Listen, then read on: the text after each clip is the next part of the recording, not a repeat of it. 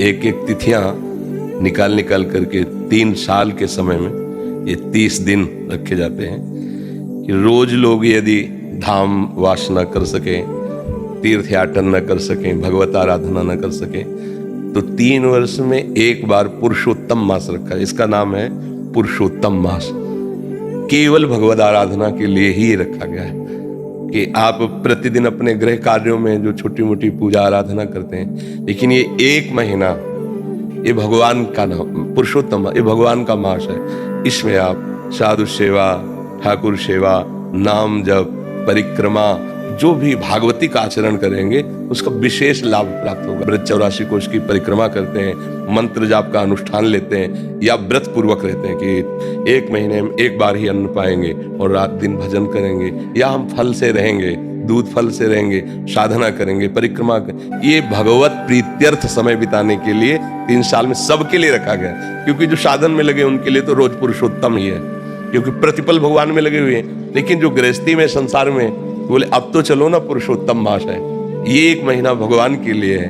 तुम परिक्रमा करो, कोई अनुष्ठान करो, किसी ग्रंथ का अनुष्ठान, मंत्र का अनुष्ठान, साधु सेवा, तीर्थावगाहन, नाम जप, भगवत विग्रहों के दर्शन, ये इसलिए बनाया गया पुरुषोत्तम मास। और आप सबसे प्रार्थना है कि हमें मानव जीवन भगवान ने दिया है, पूर्व पुण्यों से हमारा जन्म एक अच्छे प्रतिष्ठित जो भारत सरकार द्वारा सम्मानित पदों हैं उनके घरों में हुआ है, या हमारा जन्म किसी गरीब के घर में हुआ है, वो हमारे कर्म के संयोग से हुआ है। अब हमारा कोई कर्म न बिगड़ने पावे। जैसे किसी बड़े पदाधिकारी का पुत्र होने पर गर्व करके हम कानून के विपरीत आचरण करें और धर्म के विपरीत आचरण करें, वो हम बहुत बड़ा अपराध करते हैं। माना कि प्रगट में आपको शासन छूट दे सकता है, मतलब क्योंकि आप पद में हैं, लेकिन हमारा भागवतिक शासन ये बर्दाश्त नहीं करेगा कि आपको बहुत बड़ा अवसर मिला है। आप अपने पिता के वैभव और प्रतिष्ठा के साथ जुड़ करके आप हमारे देश की उन्नति का कारण बने। जब लोग आपको देखें तो आपके पिता से भी ज्यादा आपको सम्मान करें, चाहे वो जिधर जन्मा हो। हम किसी एक व्यक्ति के लिए नहीं कहते। जो शब्द बोले वो किस कारण से, उनके पुत्र के आचरण के कारण से, वो बात हमें स्मरण में रही। इसलिए हम प्रार्थना करते हैं कि कोई भी पद आपको मिला हो, आप स्वयं ऐसे आचरण कीजिए जिससे हमारे भारतीय जन और हमारे भगवान दोनों प्रसन्न हो। कहीं कोई ऐसा पदाभिमान का दुरुपयोग न हो, कहीं कोई ऐसे पावर का दुरुपयोग न हो जिससे कोई असहाय गरीब आपको शाप दे दे। जैसे अंदर से हुआ कि ठीक है आप बहुत बड़े हो, आपके पास पावर, लेकिन भोगोगे तुम जैसा कर रहे हो, तो वो तपस्वी नहीं, वो मंत्रवेत्ता नहीं है, उसे गरीब के आय कहते हैं।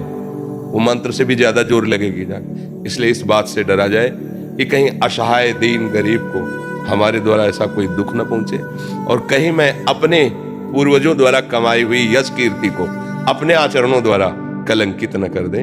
हम अपने देश की सेवा में आवें, हमारा पवित्र आचरण हो, क्योंकि मनुष्य जीवन बहुत दुर्लभ जीवन है।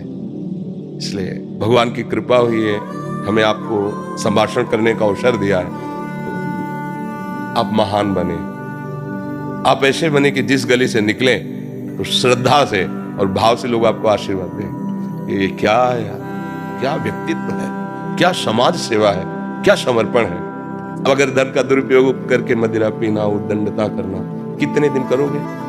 जीवन तो जाना ही है ना। लोग देख के जैसे उनके लिए बोले तो हम बिल्कुल स्तब्ध रह गए थे उनके जाने के बाद। जो बोले कि इनका जो लड़का है ना, वो शब्द जो बोले बात पे भी अपने जो नई पीढ़ी के भाईजन हैं उनको संबोधन करना चाहिए कि आप जहाँ हो आप अपने पिता की प्रतिष्ठा का सदुपयोग करें, जो उनका पद है उसका सदुपयोग करें, और लोग आपको उनसे ज्यादा माने, तभी तो साधु समागम या मनुष्य जीवन की सफलता मानी जाएगी।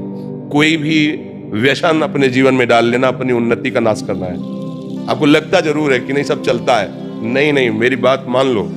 आप व्यसन रहित बनिए, इंद्रियों को थोड़ा संयम में रखिए, गृहस्थ धर्म में हो तो मर्यादा से, फिर आप देखो दिव्यता आ जाएगी।